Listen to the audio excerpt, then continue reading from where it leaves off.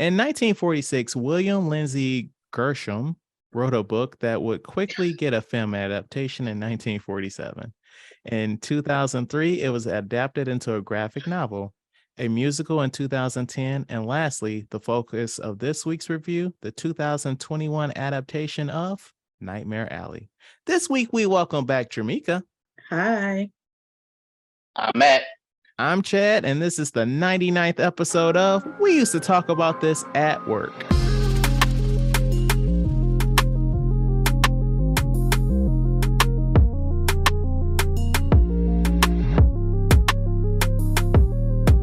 All right, so I want to start off the episode with saying that man's last name just whipped my fucking ass. Y'all told me what to say. And then you went back and said the first thing you said again. So that's my bad. So like we haven't done this in like 50 weeks. Where we're like, oh man, 99 episodes. This is fucking crazy. We're gonna elaborate more next week because it's the 100th. But like, man, this is crazy. Like, this is the last time that we use the cover art that we currently have. This is the last time that you hear that intro.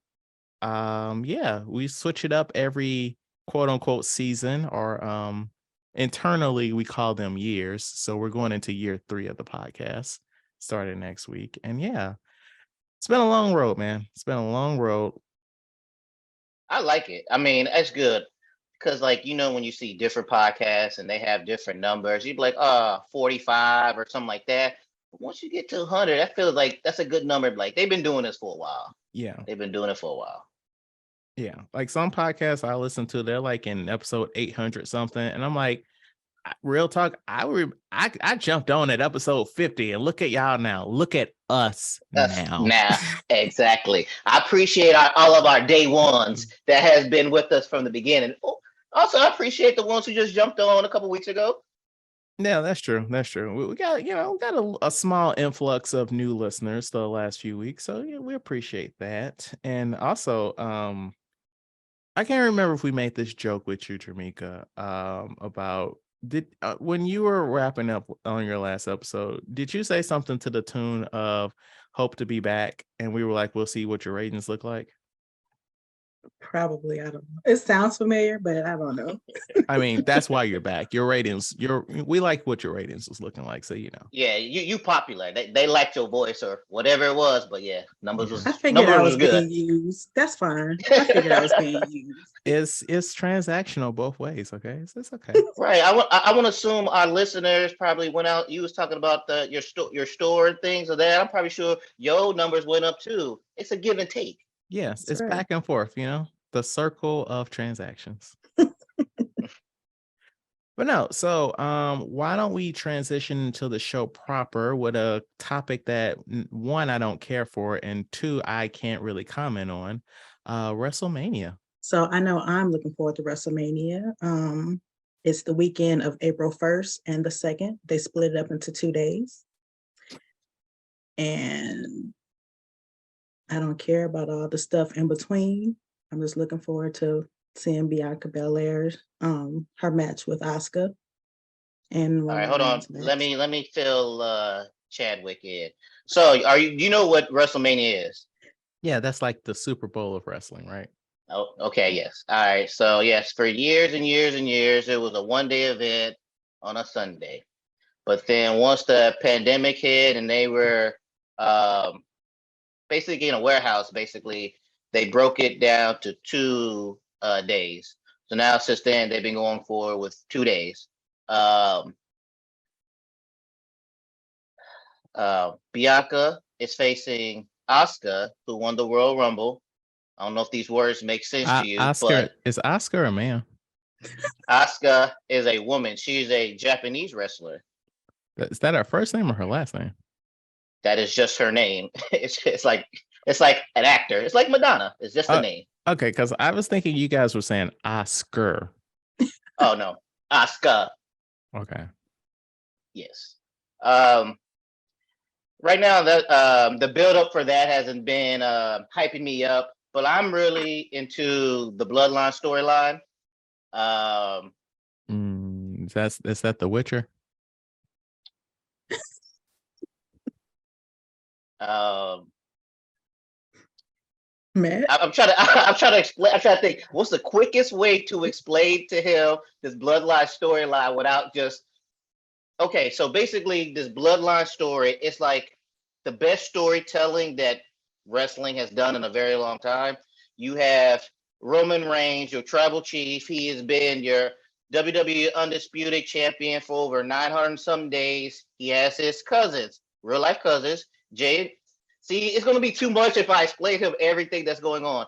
Basically, Roman Reigns has to face Cody Rhodes at WrestleMania. His cousins will be fighting Sami Zayn, who, well, it hasn't been announced yet, but that's what we're predicting for the titles, where he used to be in the bloodline and things happen. It goes deep. It's hard to explain it in this short amount of time. How But the long storytelling is great. How long has this storyline been building? Over a year and a half, because originally it started with Jimmy Roman. When Roman was first champion, he got into it with his cousins and everything else like that. They got together, they formed the bloodline, they all won the championship, and Sami Zayn was like the sidekick comedy person and doing things, and he jumped into the group and he was there, but then his former best friend Kevin Owens came in. So this whole big storyline has been going for over a year. Gotcha.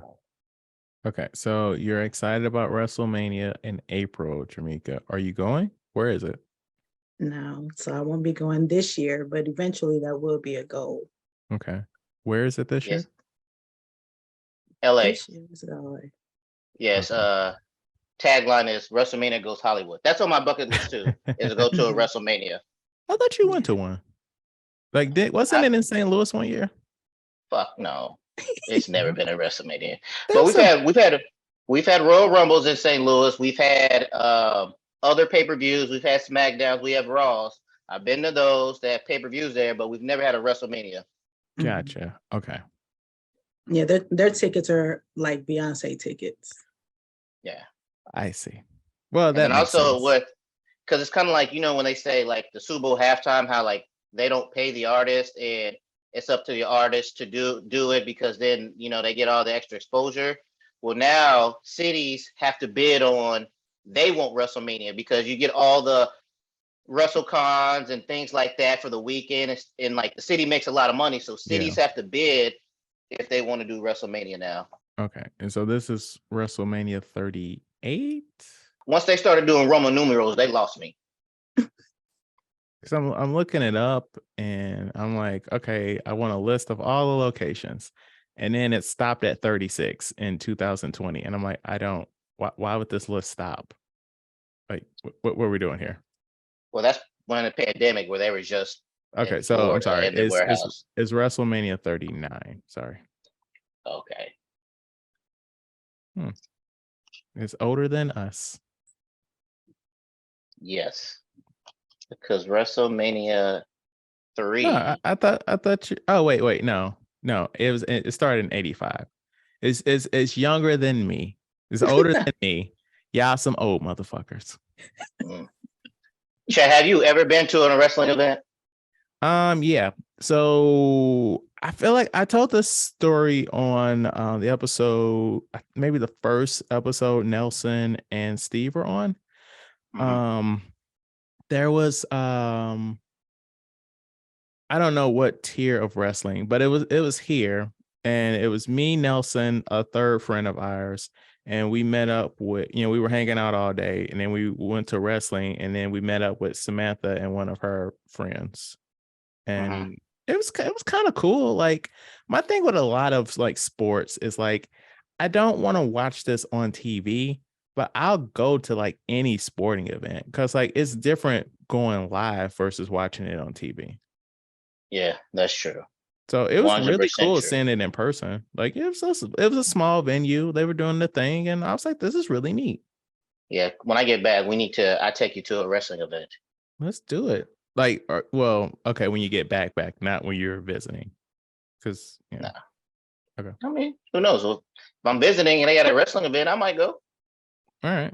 Well, we'll see. I mean, I'm sure they probably got some amateur stuff one night. They have amateur night at the Chaffetz on the 25th at the Taco and Margarita Festival that we have. The 25th of March. Yes, where the tickets sold out in like 2 days. Of course they do. Everybody loves tacos and margaritas.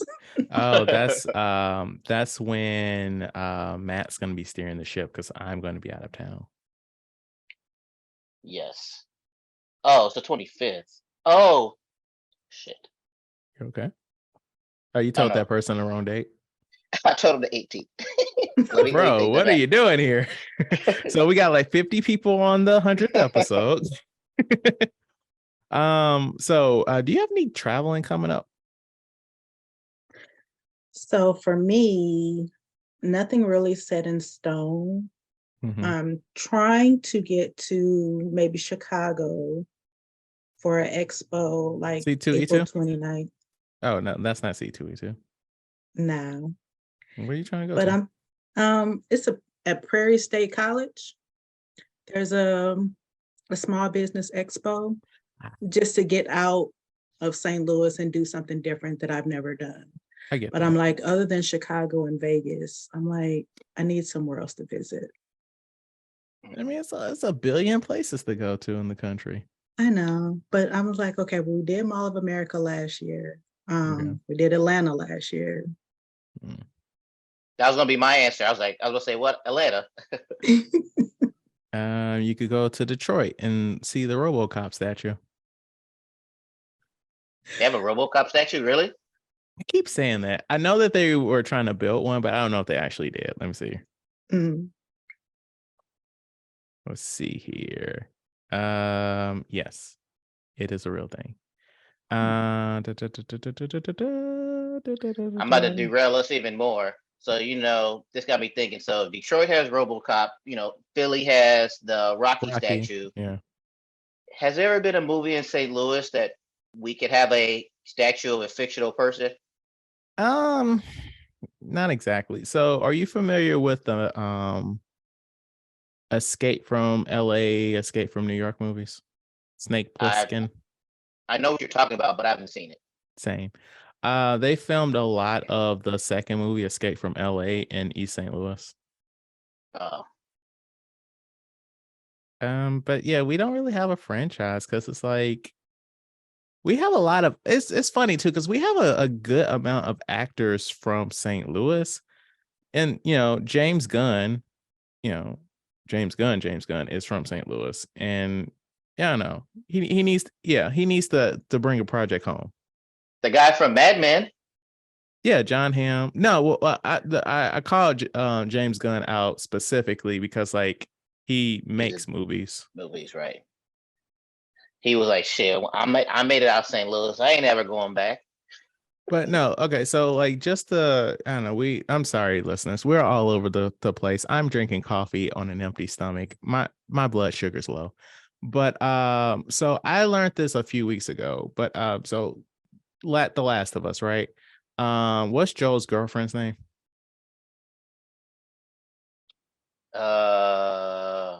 Starts with a T, right? Tess. Yeah. So in the video game, the woman that did motion capture for her, she's from St. Louis, and she also acts. Like she had a big role on that show 24 back in the 2000s. And I was really curious as to why she didn't reprise her role on the show, because they're sprinkling in video game actors in the show. And apparently she died like around the time of episode 3 from like cancer. And like once more, she's from St. Louis. And so she would have probably been battling it when they were filming. Right. But sorry, travel. Detroit, there's RoboCop. You, like Matt said, you could go to Philly. You could go to DC. The African American Museum is really dope as shit. I've been to DC once, but yeah, I didn't do too much traveling because I was thrown off driving past the White House, and it was a different time, huh? Yeah. It was a different time. I'm like, this like the north side. I'll say this. While it is encouraged that you get reservations for the Smithsonian's, specifically the African American Museum, when I went in 2019. But if you show your identification, and I don't mean your state ID, you can get in, because that's how I got in. Okay. I just showed it to them at the door, and they was like, "Oh, you good? You one of us." Yes. Yeah. Well, no, I'm sorry, not your black card, the other one. Right. Got you. You got any travel coming up, Matt? Wait, well, not that, but anything outside of what's on the outline? No, not right now. Still, I gotta get up the money and everything. Still want to go up to USJ. Want to see USJ? Universal Studios Japan. Oh, Mario Land. Want to get up to Tokyo. But now it's like, instead of making that big jump, I'm about to try little jumps and just start doing stuff that's like, maybe an hour away this way, an hour away that way, just to get out things before I start putting down this money for airplanes and stuff like that. I get that. So in 2 weeks, in 2 weeks, I've got a trip to Iowa with my daughter and Samantha, because so Samantha's from Iowa, and our daughter has never been there, so she wants to introduce her to family that she's never met, and we're gonna look at some farm animals and stuff and all that stuff. A good family trip. I like that. So if you say you drive like an hour here or there, what's in driving range for you? There's different cities, like different, like, for example, if I was like, I don't know, what's an hour away from Florissant? Somewhere in Illinois. Right. Just like, I'll look it up real quick and be like, what they got going over here? And then, let's do this or let's do that. Cause like Japan has a lot of like unique things. Like they have these different places where it's like, I forget where it's at, but it's just deer, but deer just walking around. Like they're not in a farm, not a farm. They're not at a zoo or nothing like that. And they're like domesticated basically because people feed them and everything. So you just see deer just walking around the streets and everything. They know how to use the crosswalks and stuff like that. So I want to go to that place. They have another place like that for cats too, where it's just so many cats around. So it's like small stuff like that to where I would like to just see this stuff and just get out the normal area of this and just explore Japan more. That makes sense. What's your last thing? So the last thing is I'm looking for new things to do like in the local area besides going to the shooting range or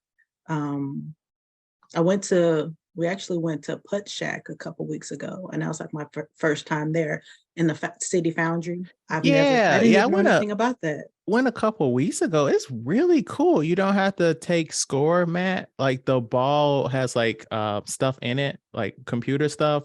So like every time you hit it, it tracks it. And so like that's cool. Yeah. You just follow the score on the boards.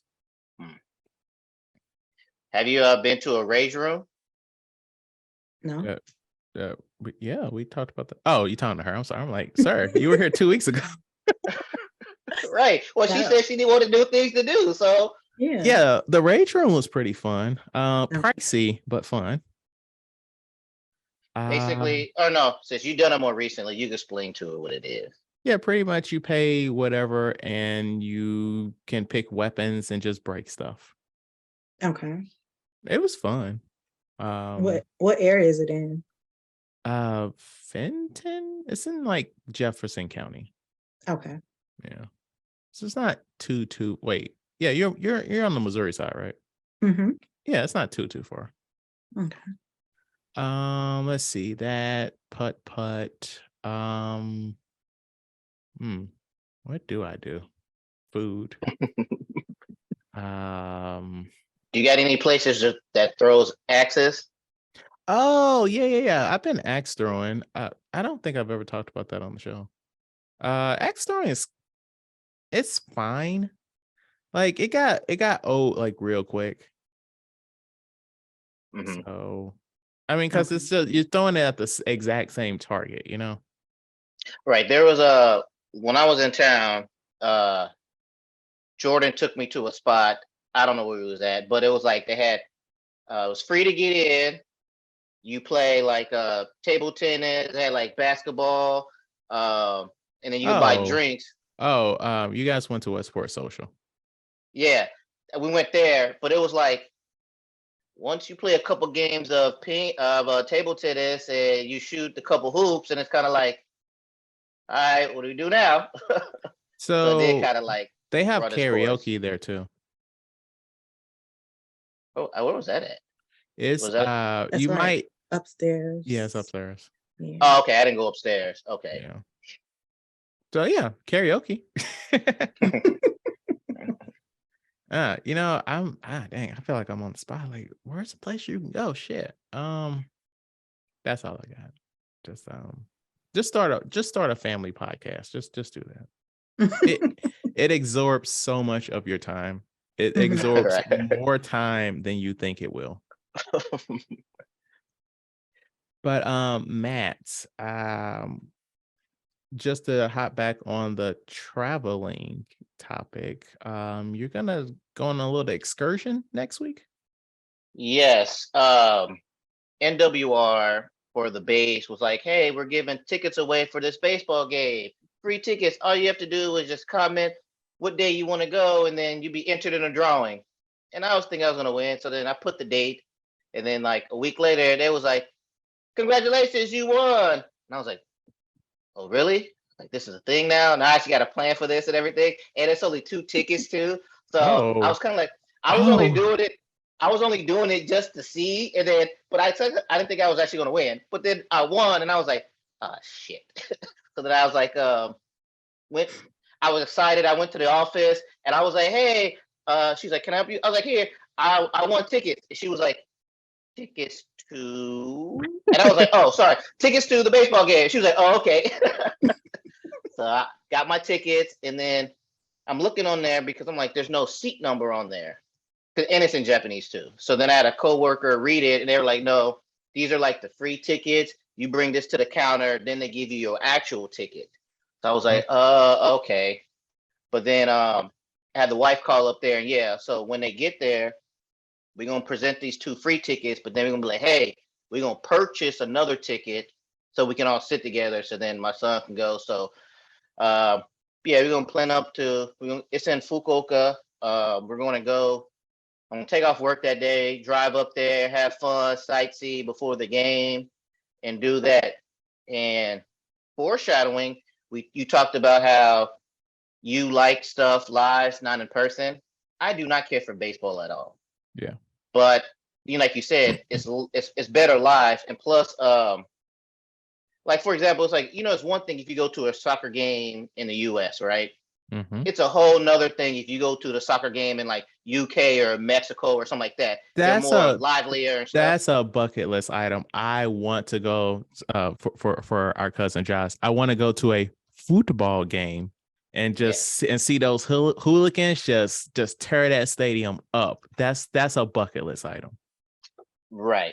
And apparently that's how baseball games are in Japan, where they're like super hyped and things like that. So I'm excited because I've never done it before. So it should be a good time.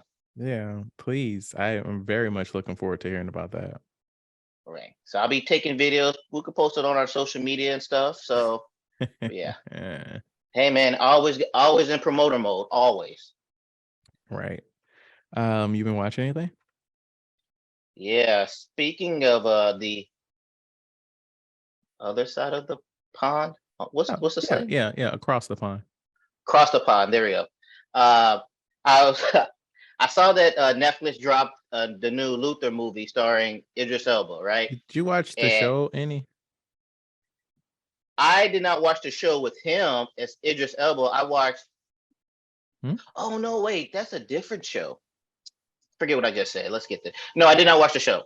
I did not watch the show with him. Germeka? No, I haven't watched it. I saw like the first season. I'm like, this is okay. And then I saw like the first episode of season 2, and I'm like, this is stupid. Oh, it was. So I read something on Reddit or something. They were like, "Oh man, this is trash." But for some reason, it said it was trash. I was like, "Oh wait, maybe I need to check this out." so that's why I watched it, because that one person said it wasn't good. It was okay. It's a nice little cop-ish detective movie.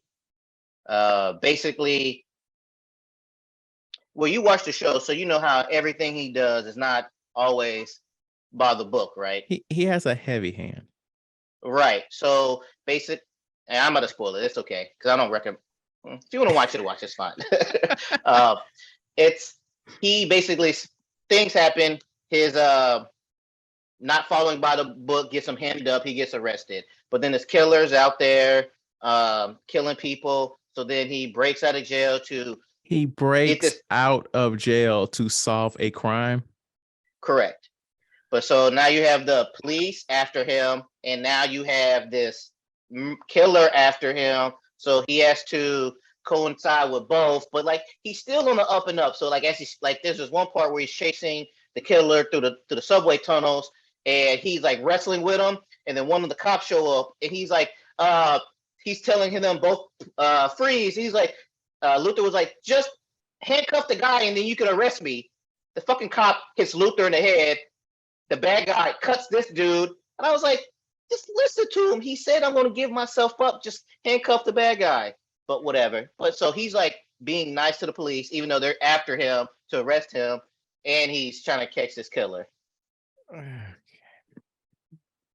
So I guess it's a good 3 out of 5 star movie. I too have been, going down the Netflix rabbit hole. Rolling the dice on those Netflix originals. I saw The Strays.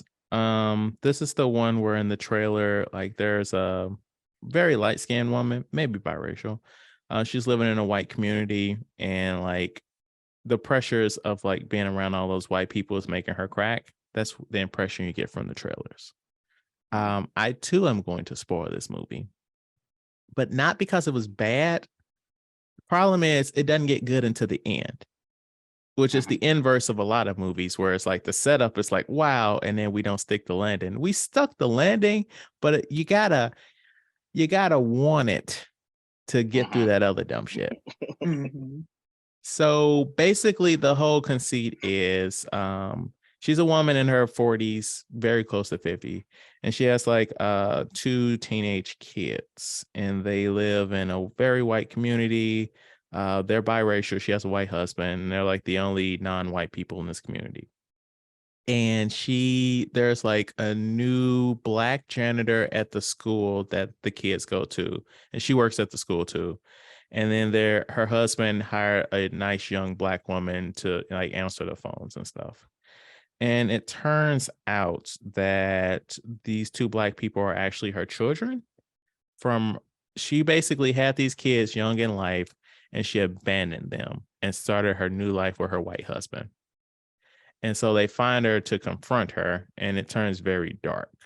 Like, they ended up killing her white husband, and they're threatening the whole family at knife point, because this is it's set in the UK, so they don't have guns.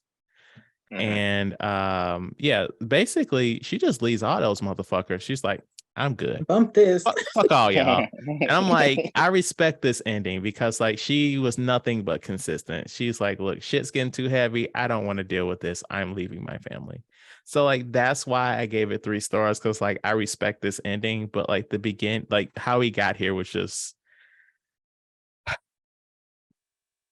we didn't have to go down this road, because like it opens with like just textbook, oh yes, racism in the world now, the black experience. And I'm like, okay. Microaggressions. She's wearing wigs and makeup. Oh, you've seen it? Look white. Do you have any other commentary? No, same as you. I was like, what the hell? That was it. That's all I can say. But yeah. The ending could have been at the beginning and we could have been done with this. This could have been a short film. Right. So I want to touch on something. I asked you guys if y'all wanted to see this, and neither one of y'all fucking responded to me. So that's cool. So basically, you guys remember, there's been a lot of turmoil over at Warner Brothers. Like they've been canceling projects left and right. And we got our first leak of a finished project. It's called Scooby Doo and KryptoToo. It was going to be a direct-to-video Scooby Doo movie that crosses over with the Justice League and shit. And this just continues to like give us hope that at some point we will get a leak of Batgirl. But I hope so. It's fine. Like it's for kids. The mystery was pretty solid. The only thing I didn't care for, and this is because I wouldn't say because I'm an adult, but because like I know like you kind of appreciate this kind of stuff. I don't really care for like elaborate fighting scenes in like media. So like when you recommended like an anime to me, I'm like, I don't really care about all this fighting stuff. So like at the end, they have the big fighting scene against the bad guy, and I'm like, I don't care. Like I'm not gonna fast forward this, but I'm gonna pull my phone out now because like I don't care. That's like the best parts of movies, the fight scenes. I don't care, man. It's like I'm here for like the story and the dialogue. I don't need the fight. We know where the fight's gonna go, Okay. But no, it was all right. Like I don't get why I don't really know how direct to video movies do in this digital age, but it was fine.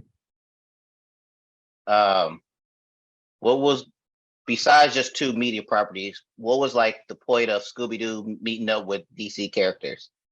Well, they've had crossovers in the past. It's just another, Scooby Doo always doing some shit. Either he crossing over with somebody or they doing some wacky shit. And was it just Scooby Doo? Was it the whole gang? No, it's the mystery gang, and the plot was that the Justice League went missing, but Krypto was there, so it was the two dogs and the mystery gang trying to solve what happened to the Justice League. Oh, okay. Yeah. So I watched Scream 4 last night. It's my second favorite Scream movie. And I watched it in preparation of seeing Scream 6. I saw it with friend of the show, Caitlin, today. And Scream 6 is good. It's better than the fifth Scream movie, which we reviewed last year. But without getting too into it, I'm going to say that I didn't care for the ending. Like, I don't like it in movies where like they're like, okay, I am the bad guy. And now throughout this whole movie, I was acting like a human. Now I'm just turning the crazy up to level 10. And I'm just, bug-eyed and I'm just acting insane. I don't like that. Because like the reason why this is happening, it makes sense, and like who is involved in this, it makes sense. But that turn really kind of ruined it for me. How was it that Nev wasn't in it? So I feel like Courtney Cox shouldn't have been in it either, because like especially I didn't think she needed to be in the last one, honestly. Right. But it was fine because like the characters all moved, the surviving characters all moved to New York. And so it doesn't make sense for Sydney, who lives in California and has a husband and a child, to appear in New York. Right. It didn't fully make sense for Courtney Cox to be in New York either, but they forced it. Okay. Yeah. But I don't know, like there's like a lot of cool stuff. Like the opening, like it felt. Did you ever watch the first Scream, Matt? Yeah, when it first, yeah. And Germeka, you've seen Scream, right? Yeah. So you know how like the very first Scream opens and it just like subverts your expectations of like how this should work in a horror movie. I feel like they got some of that magic back for this one because it opens like the standard Scream way, and then the kill happens, but it doesn't cut to the Scream logo. It keeps going and it follows the killer. And I'm like, oh shit, this is really fucking cool. Mm-hmm. And so it does like little things. And like in this one, they make commentary on like franchises, which yes, but they also got some of the we live in an age where like everything's a fucking franchise now. So for you to like not really account for certain factors makes no sense. Like they were like, yeah, so we're in a franchise. So not only are legacy characters expendable, new characters are expendable too. And I immediately thought of the sixth Jurassic Park movie, where you had legacy characters and new characters in there, and nobody fucking died. Right. So like, right, yeah. no movie. Don't make it sound like you actually gonna kill some characters, because you're not. Right. Did you have to scream before the movie started? No, what do you mean? I saw a video where in the movie theater they had to scream and bring that volume up before the movie started. But I just want to mention something real quick, is that they got this Korean TV show called The Glory on Netflix. So it was about a woman who was bullied. Like the synopsis read, like a woman was bullied, and basically she's out for revenge on her high school bullies, right? Man, it was hard to watch. How so? The way they bullied her, it was hard to watch. Like when I say bullied, I mean it was burning her arms with curling irons and irons. It was hard to watch. Like at one point I was like trying to I kind of like fast forwarded on there. It was just like I couldn't. It's just very hard to watch somebody get bullied like that. It was horrible. So you're into torture porn, huh? Fuck no, no, not at all. But like it gets like it's a good plot.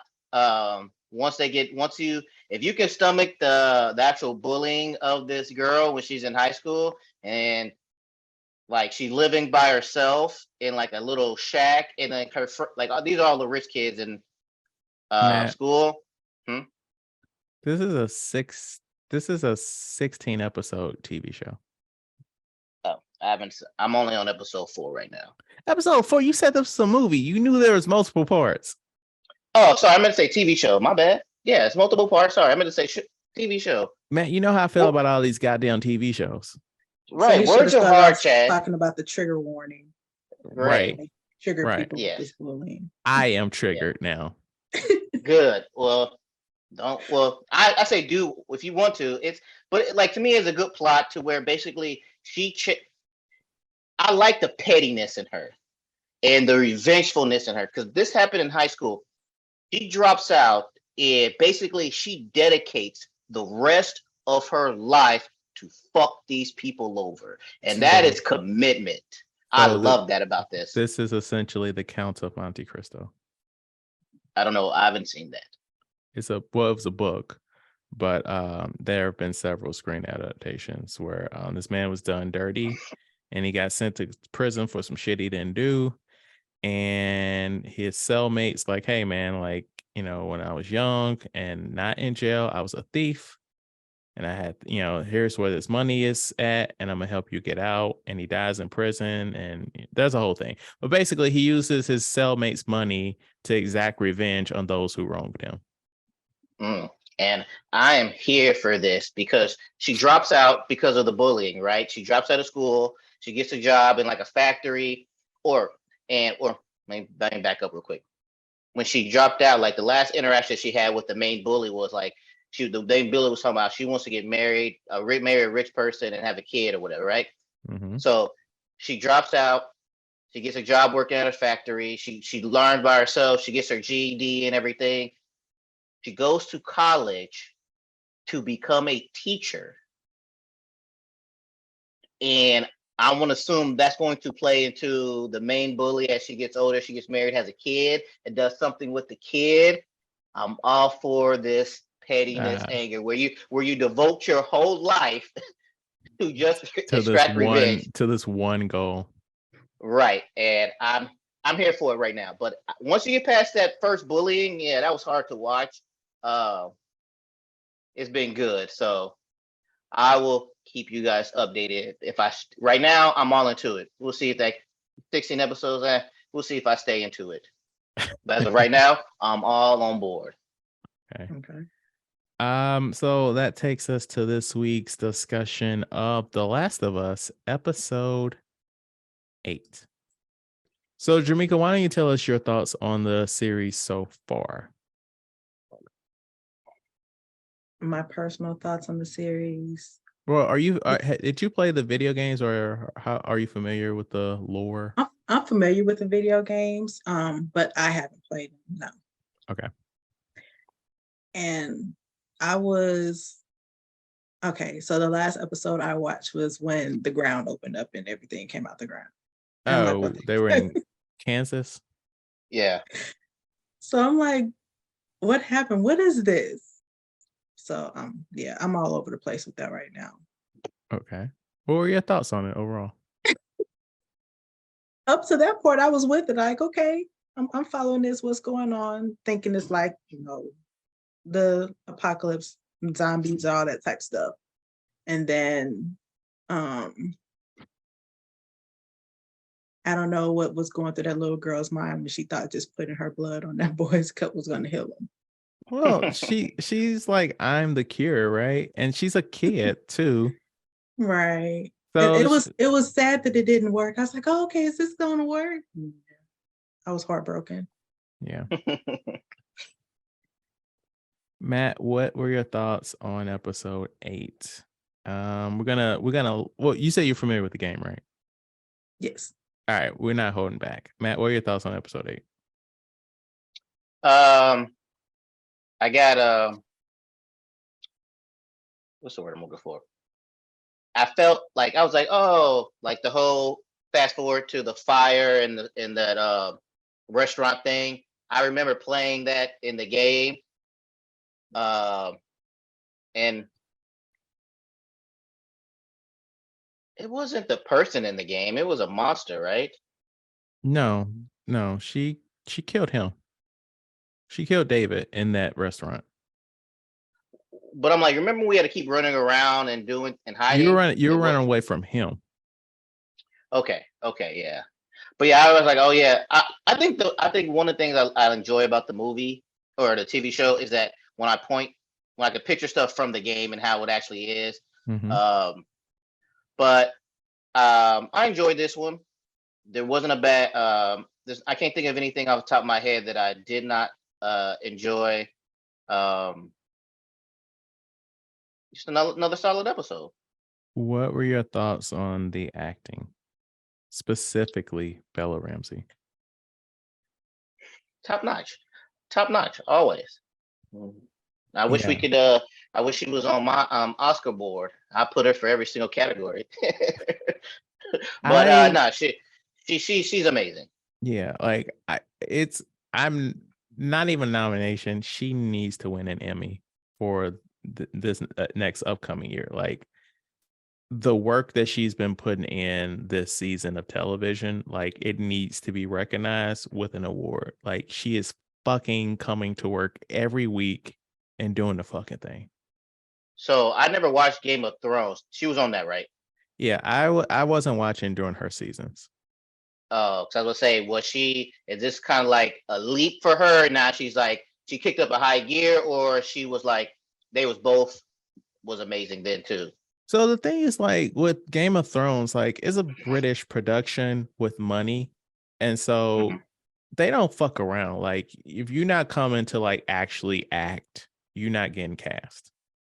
Okay. So I have no doubt that she knocked that shit out the fucking park on her episodes. Cause like the show was acted extremely well. Just the writing wasn't always great. Once they got past the source material. Got you. What do you think about the episode? I liked it, but like last week, I was like, I'm feeling some fatigue here. Like I like the episode. Bella Ramsey's like crushing it. I feel like they were holding back somewhat on the pedophilia. Mm-hmm. They didn't want to go because they never actually. They was super subtle. Right. Yeah. I mean, they kind of set it up where he was like, "I was a teacher. Now I'm a holy man." They was like, Right. And then he grabbed her hand and kind of was like held her like that. So yeah. I feel like they could have gone a little bit harder in that direction. I'm not saying she should have been assaulted, not saying that at all. But like they could have done a little bit more to really hammer home like it's just too many people in this world you can't trust. Right. But I liked the episode. I thought it was really cool. Like the Joel from the game played the David's number 2. Mm-hmm. So I thought that was neat, like how they're sprinkling them in. Like the woman that plays Ellie in the game, she's going to be on the show next week. Okay. So yeah, I'm enjoying the show. Like, show's excellent. I'm a little tired. I'm a little concerned because I didn't realize this was just 9 episodes in season 1, and I'm like, I don't know how satisfied I'm going to be with this finale because like we've had 2 in a row that were good, but I don't feel like they've been touching what the rest of the season has been doing. Right, because right now, where does this season end? It ends in the hospital. It's been so long I played the game. I'm sure, but it feels like they reached the goal. They because the whole point of game 1 is Ellie needs to meet up with the Fireflies, and they need to do what they need to do to get the cure. Right. And so we know how the hospital scene ends. Right. So you know how sad that's gonna be. Yeah, I agree. And so yeah, I'm thinking in particular that I was thinking about her acting in this during that scene. Man. I'm just gonna be like, that's gonna be so fucking sad. Yes. You're gonna feel her anger, right, and her sadness and her disappointment. Yeah. So yeah, man, I'm hoping it's a good one. I really want them to set season 2 up in this next episode. I really want them to do that. Part of me feels like they aren't going to do that. Because they've already get green lit for season 2, right? I'm not sure. Something just feels off. And I don't know. It's just because like I wasn't in love with these last 2 episodes, so I just don't have full confidence. But I think that's what it is. Where it's like the first couple episodes, like they was maybe also we was doing Velma during these days and stuff like that, to where it's like we were like, this shit is amazing acting, blah blah blah, and yes, it was, but it's kind of like it's still great, but it's like you said, it's. I mean, that's a good point. Like there is a correlation. Like when we stopped reviewing Velma episodes, we was like, this isn't as good because it wasn't giving it that boost. That's right. So maybe that's it, but I don't know. Like I'm hoping it's going to be an amazing episode. I really want them to set season 2 up, and I really want them to make a woman get that big that can also act. Right. Because what was her name again? I can see her, Abby. Her name's Abby. Abby. That's right, Abby. It says 2 days ago, HBO officially renewed for season 2. Okay. So yeah, then they need to do a little Marvel thing and do something to set this up for season 2. Yeah. What if they don't make her like Abby? Like buff? Yeah. I mean, I can see them doing that because it's like you're asking a lot of your actor because of how they need to look at the beginning and how they need to look at the end does not correlate with how they look in the middle. And that's dangerous doing that to a person. Do you think her being buff in the game her not being buff, I should say, will that mess up any plots? I think so. How familiar are you with part 2, Germeka? Not too familiar with it. Okay, I'm gonna tiptoe. So the whole point of season 2 is like revenge, right? What does that do to a person? And so her whole journey of revenge, like they like visually represented that in Abby with her being so big. And the visual representation of it in Ellie was the physical loss that she had, that she started to accumulate throughout the game. Mm-hmm. And so like it's that parallel, right? Of like one person is losing while the other person is gaining, and eventually they sort of meet in the middle. So like I feel like it is somewhat integral to the non-verbal storytelling, but it's going to be harder to do that in live action. Right. Yeah. But I'll be here for it. Yeah, I'll be here for it. I mean, I have no doubt that the writing will be solid, and like once more, if they adapt this shit, correctly, which they probably are, Bella Ramsey also needs another fucking Emmy, because we're calling it now. She's getting one for season 1. We're calling it now. Do you consider her the star or co-star? She's a leading. She's the co-star, but she would be the lead actress. Okay. But I'm trying to think of all the different awards that she like. But that's gonna shake up in season 2. Right. Yeah. I just can't wait. I want to see who they get for Abby. So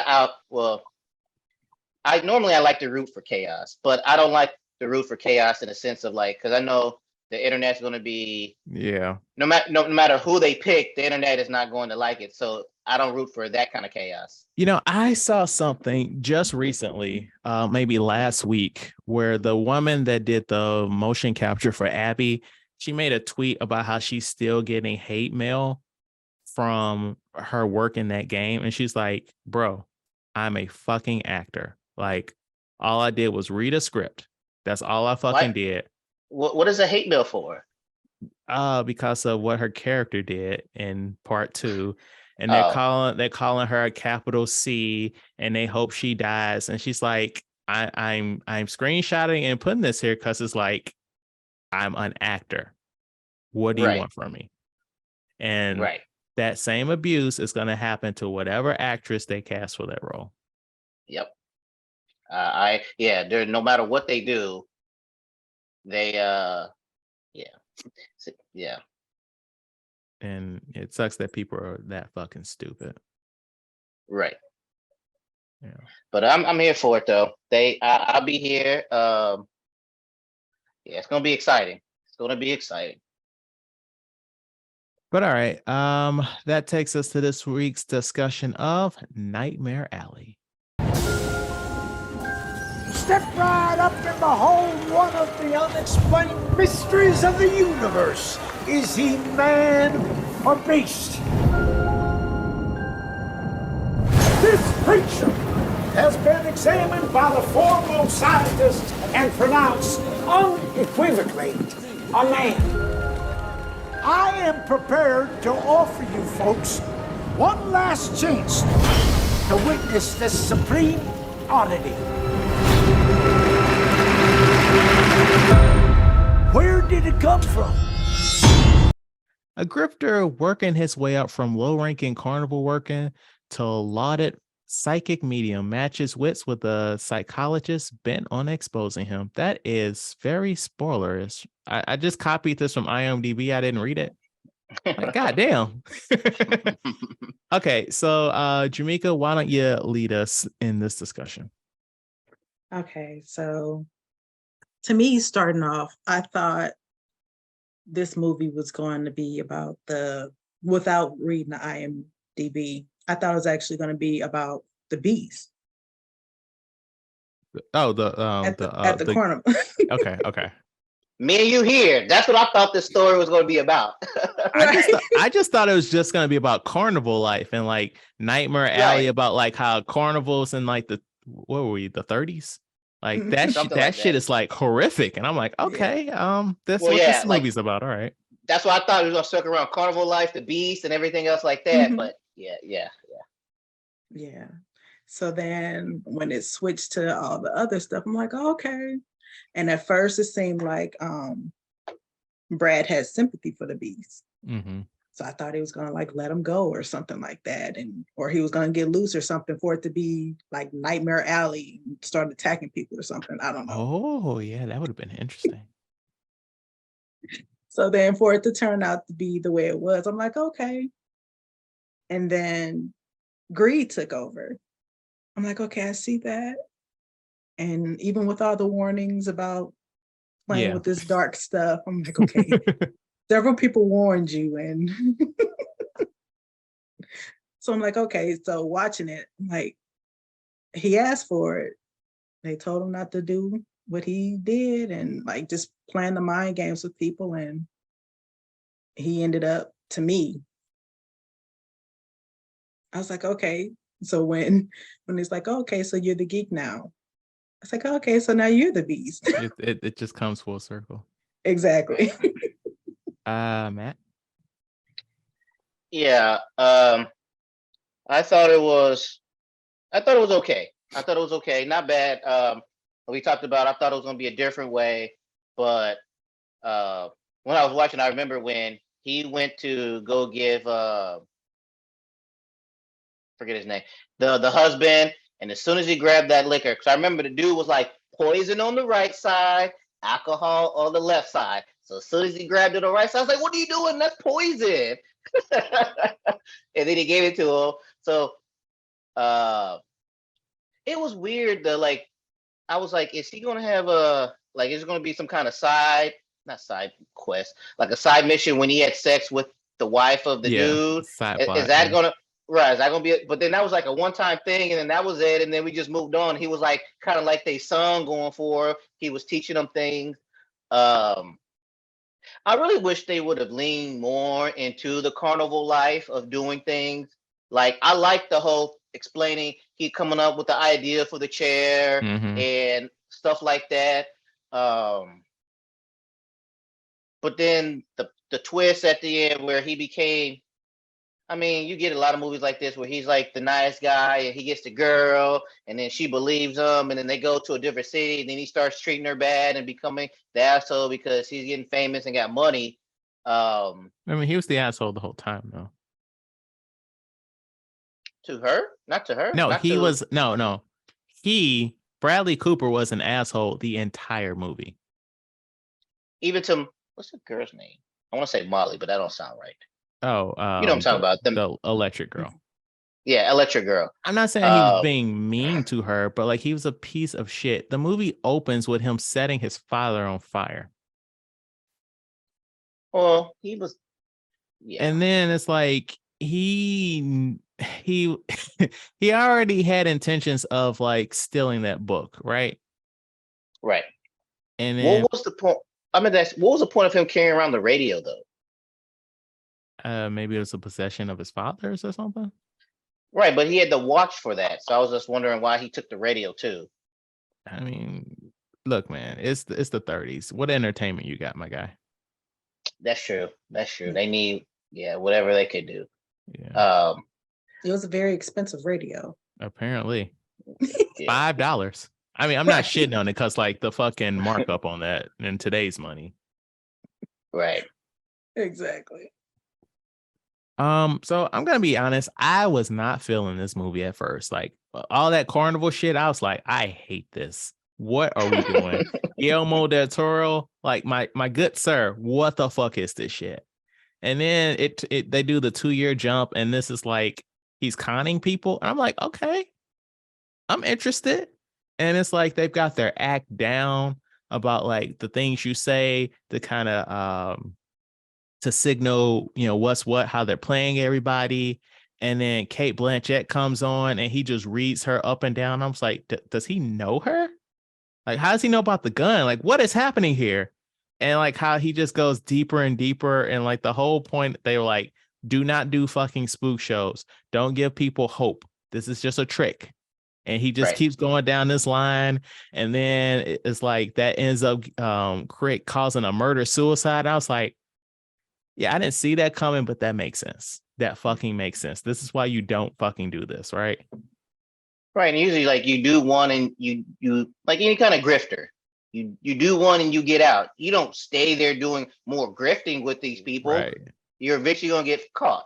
Yeah. And then like he's working on like basically a powerful rich man. Like we got some Howard Hughes energy. And I'm like, dude, everybody's like, fucking stop, bro. Like, what the fuck are you doing? Yeah.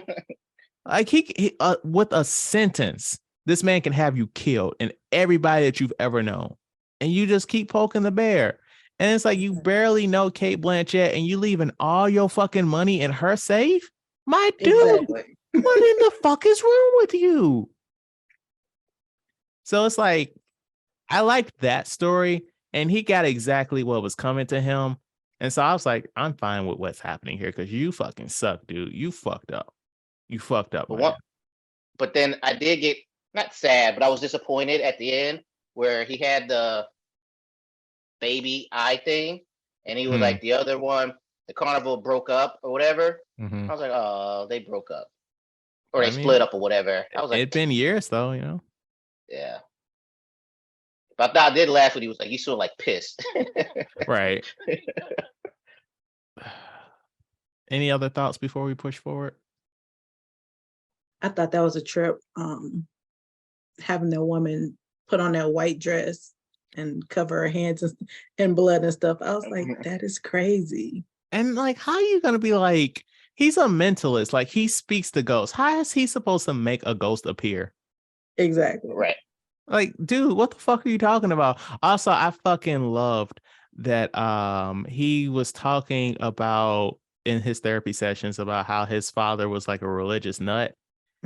And in his act on the rich man, he was pushing religion on him. And I'm like, dude, like, are we not self-aware? They're usually not. And y'all already know how I felt about when he started drinking, because I was like, all right, I was like, good. We got a good, nice, clean, non-drinking character in here. And then he turned and I was like, that's what I'm saying. I think when he drank that, I was like, what are you doing? You don't drink. Right. You never drink. And then he did. I was like, that's how I be feeling, man. That's how I be feeling. We gotta keep it tight. What do y'all think the Rotten Tomatoes is on this movie?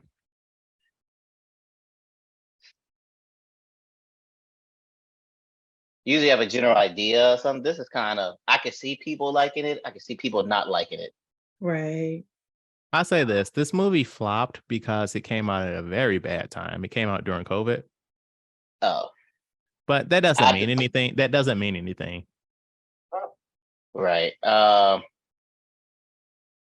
say 55. I say 66. 81% with 350 reviews. Wow. Oh, wow. The audience score was 68. Oh, so they did like it. Yeah, I gave it like a 3.5 on Letterboxd because it was like I didn't care for that first half, but I appreciated that setup. Nah, I'm opposite of you. I want them to make a whole movie about Carney life. That's gonna. And I didn't watch it until last night. And I was gonna text. I was gonna be like, Chad, why do you have me watching this dumb movie? Pick something else. But I figured it was too late. It was. It was. There's always times where I'm like, Chad, this movie is fucking stupid. But then I'm like, no, I'm about to save this for the podcast. I don't want him to know my thoughts on it till we get on. So, trivia time. This actor was originally picked for the lead role in Nightmare Alley.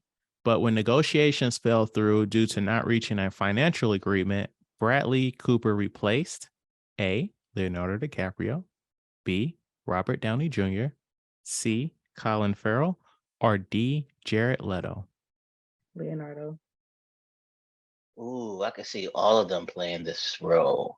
That's why I picked those three. Right. Financially, Leo about his money. So is Robert. Yeah, Robert. Wait, when did this movie come out? 2001. So I will say this though, this movie, 2021. this Or movie, 2010. yeah, Okay. I'm sorry. This movie started production before COVID. Like they were in the middle of production and they had to be halted because of COVID-19. So they started filming 2019, 2020. All right. Robert was still doing his No, he wasn't. He was doing Iron Man. All right. Infinity War came out in 2019. So they probably filmed it around 2018. I mean, I'll go with Robert. Yeah, Germeka. It was Leo. But It gives like you said, Leo about his fucking money. Yeah, because I can see Leo. Because when you first said Leo, I thought of was it Shutter Island? Mm-hmm. Yeah, I can see how he could play somebody like this. Yeah. Yeah. Let's do a little bit of a trivia dump here. Bradley Cooper learned how to box in preparation for the role at the request of director Guillermo del Toro, who wanted Cooper to convey through body language that his character had a violent past. And so, yeah, I didn't really think about that, but like, it makes sense, like how like just vicious he is, you know? Mm-hmm. Right. Okay. Yeah, I didn't pick that up, but yeah, now you mentioned it, I guess I can see that. Because you said boxing, I was like, I don't remember no boxing in this movie, but then you got to the point. Yeah. Despite being the first person in the film and in nearly every scene, Bradley Cooper doesn't speak his first word until 11 minutes and 19 seconds into the film. And I was like, is this character mute? What's happening here? I thought the same thing. Yeah. Richard Jenkins, he played the rich guy, claimed he had one scene left to film before production shut down due to COVID-19. And upon returning to Toronto to finish his performance, he had to quarantine in his hotel room for 2 weeks before he could even enter the set. I would have been pissed. Mm-hmm. Right. The cast includes 2 Oscar winners. I was thinking about making this the question, but I didn't feel like doing this. But the cast includes 2 Oscar winners, Cate Blanchett and Mary Steenburgen. Mary Steenburgen played the judge's wife, the murder-suicide. Oh, okay. She's also Ted Danson's wife. Fun fact. And 6 Oscar nominees: Bradley Cooper, Toni Collette, William Dafoe, Richard Jenkins, Rooney Mara, and David Strathairn. That's basically the entire fucking cast. Right. Last thing, according to director Guillermo del Toro, Bradley Cooper nailed the final shot of the movie in his first take. Like when he was like, I was born for this or whatever.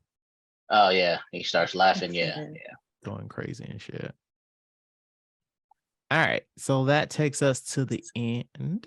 Why don't you give us another plug of your business, please, miss? Okay, so I know I briefly brought up my business the last time I was on here, and in honor of Women's History Month, March 18th, 4 of my products will be featured in a local beauty supply, the Lake St. Louis Beauty Supply, and their grand opening is Saturday, March 18th, and the address is 11100 Veterans Memorial Pkwy in Lake St. Louis, Missouri.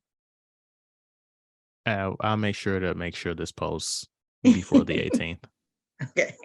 Y'all go out there, support our girl out there. Yes, please do that.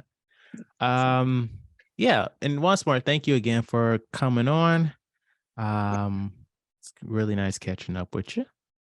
Thank you for having me. Thank you. And thank you so much for listening. Please rate, like, and review our podcast on your platform of choice. If you have any feedback, please email us at weusedtotalkpod@gmail.com.